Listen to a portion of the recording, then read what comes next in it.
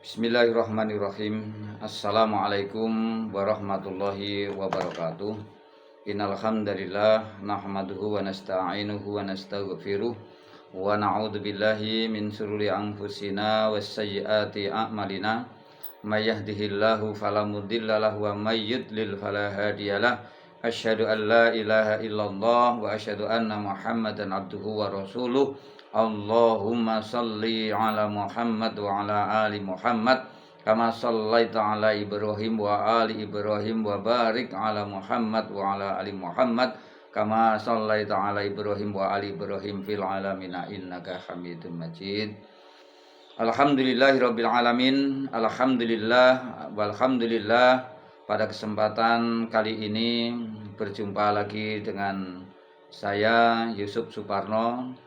Pada kesempatan kali ini kami akan membahas tentang peristiwa-peristiwa di zaman dahulu dan juga yang terjadi di saat ini, antara ayat-ayat tanzilah dan ayat-ayat kauniyahnya yang akan kami hubungkan. Saudara sekalian yang dimuliakan Allah, kita semuanya mengetahui bahwa peristiwa-peristiwa masa lalu itu pun juga akan bisa terjadi di masa-masa yang sekarang ini. Salah satu di antara kisah yang sangat memprihatinkan kita semuanya adalah kisah kaum Sodom, atau kaum yang di situ diutus seorang nabi yang bernama Nabi Lut alaihissalam. Nah, peristiwa itu diabadikan di dalam Al-Quran surat Al-A'raf ayat yang ke-80 dan 81 dan beberapa ayat yang lainnya. Mari kita dengarkan firman Allah pada surat Al-A'raf ayat 80, 81 minimal, dan beberapa ayat yang lain yang menerangkan tentang kisah kaum Sodom ataupun diutusnya Nabi Lut alaihissalam kepada kaum Sodom. A'udzubillahi minasyaitonirrajim. Waluton itqala liqaumihi atatunal fakhisata ma sabaqakum biha min akhadim minal alamin. Innakum lata'tunar rijala syahwatam min dunin nisa bal antum qaumul musrifun. Ayat ini menjelaskan kepada kita, ingatlah ketika Nabi Lut berkata kepada kaumnya, yaitu kenapa kamu berbuat suatu penyimpangan, suatu kemaksiatan yang belum pernah dilakukan seorang pun di masa-masa sebelum kalian. Jadi benar-benar ini ayat menjelaskan kepada kita semuanya bahwa Nabi Lut alaihissalam pernah menyampaikan kepada kaum Sodom, di mana Nabi Lut ini menyampaikan, kenapa kamu kaum Sodom melakukan suatu perbuatan penyimpangan seksual, penyimpangan yang benar-benar ini tidak wajar, yang belum pernah dilakukan orang-orang sebelum kalian, satu pun belum pernah, dan ini ternyata terjadi pada kalian. Nah, di ayat yang ke-81 dilanjutkan, innakum lata'tunar rijala syahwatam min dunil nisa. Ya. Kalian ini telah menyalurkan, melampiaskan syahwatmu sesama rijala, yaitu sesama laki-laki. Min dunin nisa, dan tidak kamu salurkan, tidak kamu tempatkan kepada wanita. Syahwat kamu tidak kamu salurkan kepada wanita. Bal antum, bahkan kalian ini kaumul musrifun, benar-benar kaum yang melampaui batas. Nah, jamaah sekalian yang dimuliakan Allah, dengan dua firman Allah ini menjelaskan kepada kita semuanya bahwa Nabi Lut alaihissalam ini diutus untuk memperbaiki kaumnya, kaum Sodom yang seperti itu. Namun apa yang dilaksanakan Nabi Lut alaihissalam untuk mendakwahi dan mengajak agar kaum Sodom ini bertobat, agar kaum Sodom ini bisa normal, kaum Sodom ini bisa kembali kepada fitrahnya.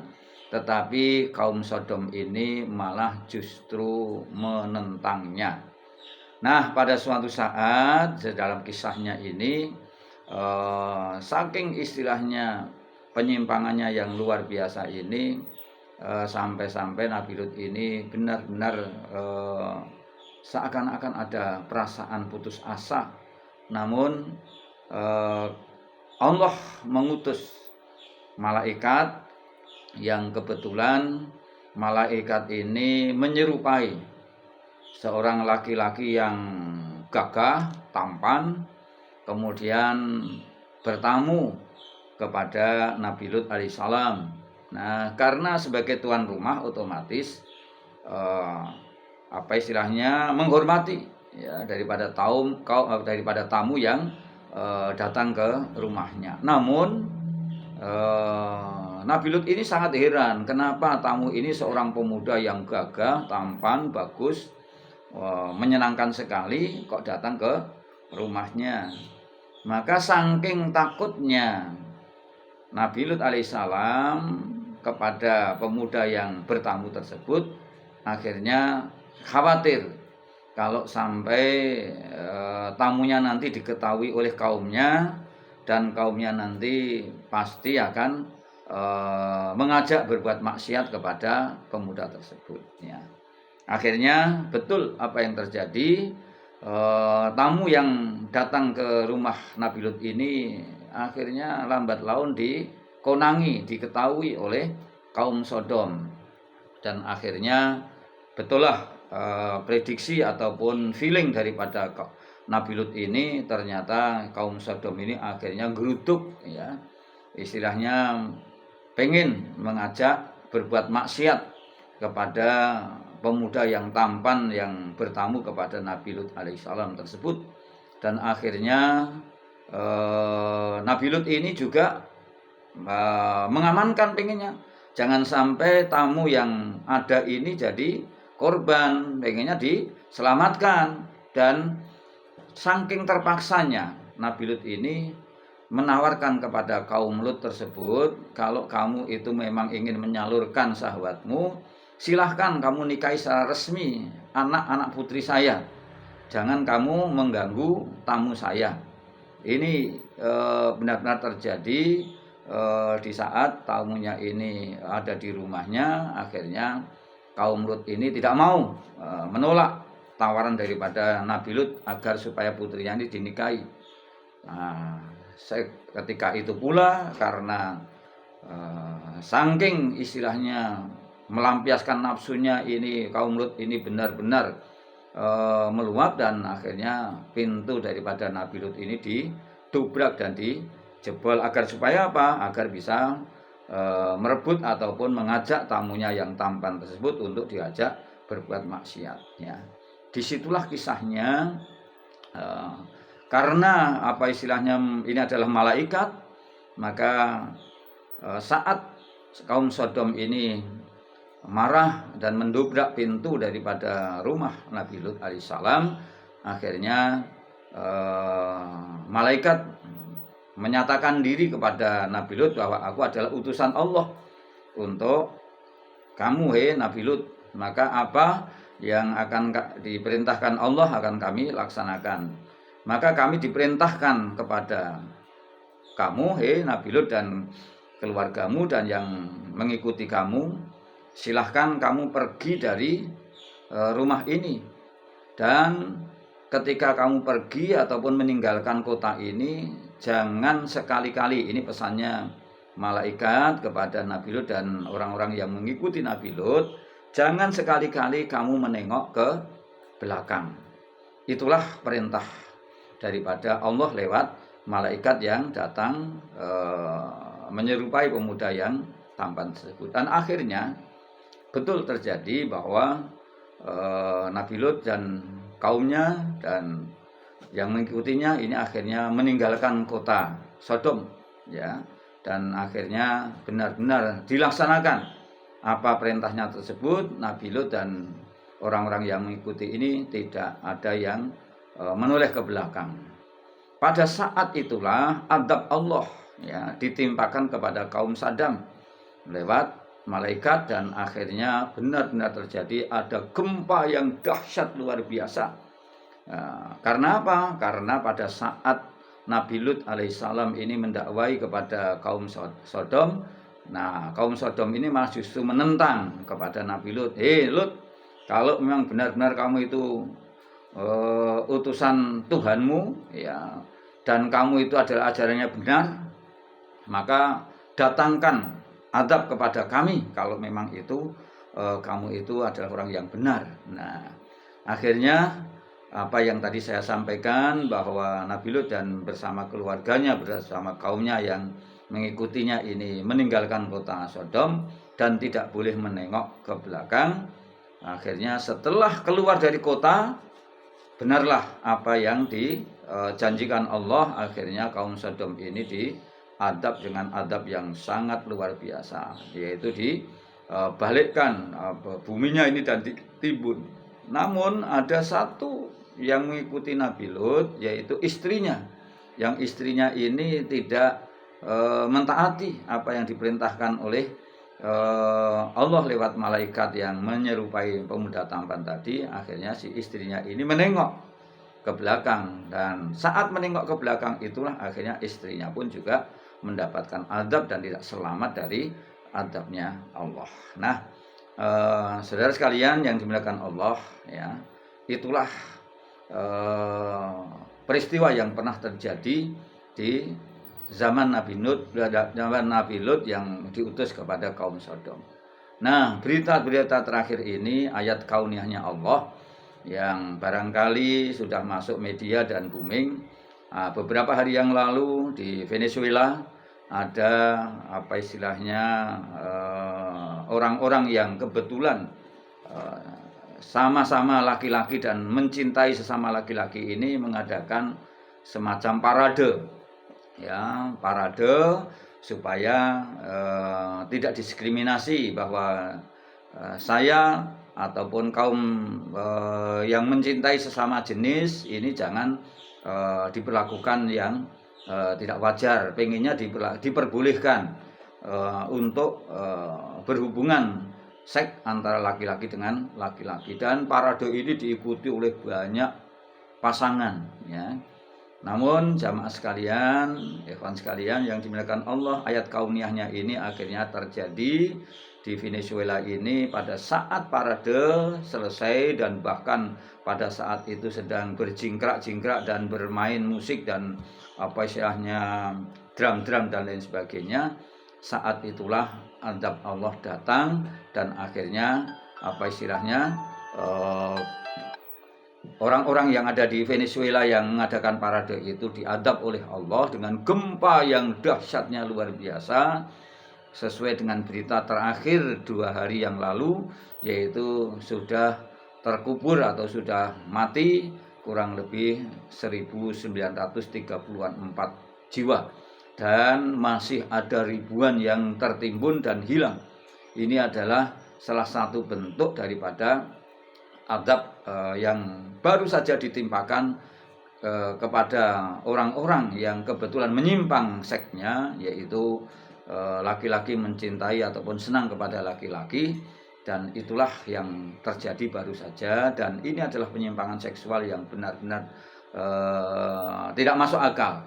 Yang namanya ayam jantan saja itu tidak pernah terjadi mengawini ayam jantan yang lainnya. Nah, ayam jantan itu mestinya ya berkokok dan keluruk ya, mestinya malah justru bertarung dengan sesama jantan dan menyalurkannya ya kepada betina, ayam betina.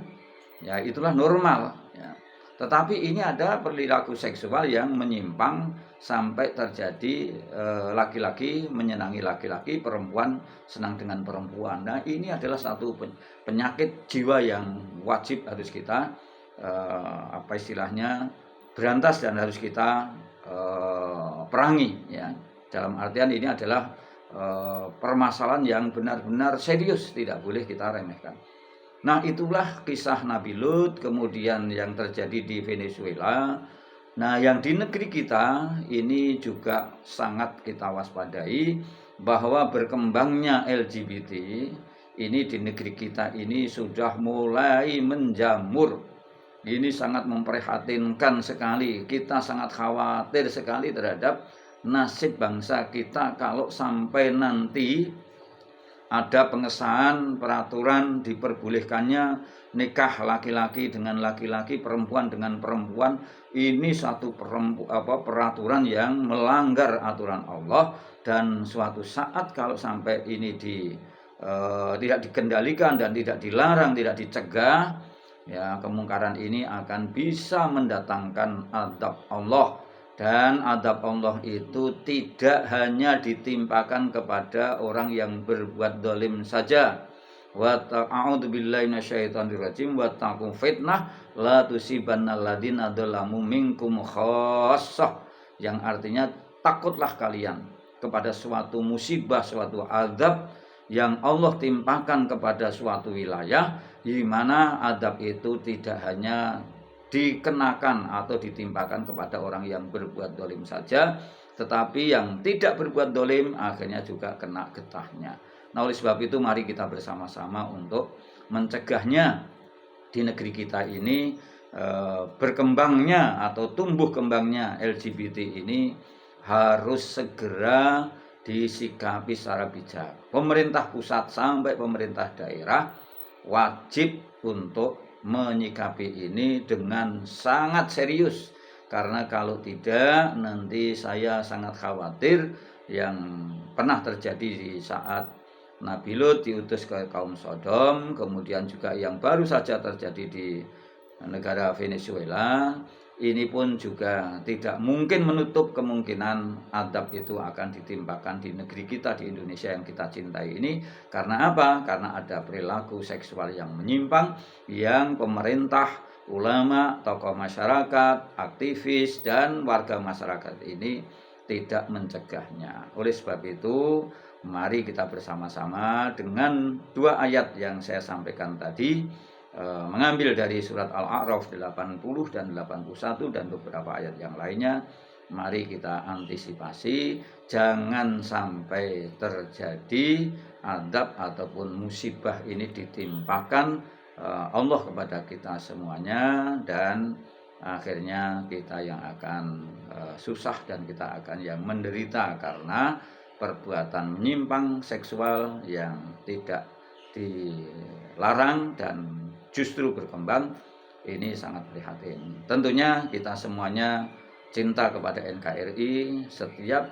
Setiap ada penyimpangan perbuatan yang itu mendatangkan murkanya Allah, alangkah tepatnya kalau kita ini sebagai warga yang cinta tanah air, cinta NKRI ini untuk berbuat yang terbaik agar Allah tidak mendatangkan azabnya kepada kita semuanya, terutama para alim ulama, baik MUI pusat, MUI provinsi, MUI kota kabupaten, dan para dai dan para ulama, supaya benar-benar ini bisa menjadikan satu stressing agar benar-benar dicegah sedini mungkin, jangan sampai terjadi. Termasuk juga yang lain-lainnya, dalam artian ada narkoba, ada sabu-sabu, ada penyimpangan-penyimpangan yang lain tentang minuman keras atau minuman beralkohol.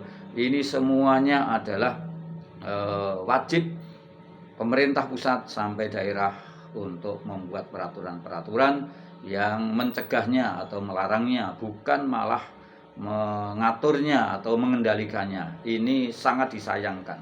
Yang namanya istilahnya barang yang merusak itu bukan dikendalikan, tetapi harus dilarang, jangan sampai membuat kerusakan di generasi-generasi kita. Sekali lagi, apa yang saya sampaikan ini semoga bermanfaat, dan tentunya mari kita bersama-sama untuk berikhtiar. Man ra'al munkara falyughayyir biyadihi fa illam yastati' fa bilisanihi fa ilam yastati fa bi qalbihi wa huwa ataful iman. Kalau ada kemungkaran, selama mampu mencegah dengan tangannya, kalau tidak mampu dengan lesannya, tapi kalau tidak mampu dengan hatinya. Dan ketahuilah bahwa mencegah kemungkaran dengan hati adalah selemah-lemah iman. Sekali lagi, semoga bermanfaat apa yang saya sampaikan ini. Ada kurangnya mohon dimaafkan. Bila taufik wal hidayah, akhirul kalam. Assalamualaikum warahmatullahi wabarakatuh. Jumpa lagi pada tema yang lainnya. Assalamualaikum.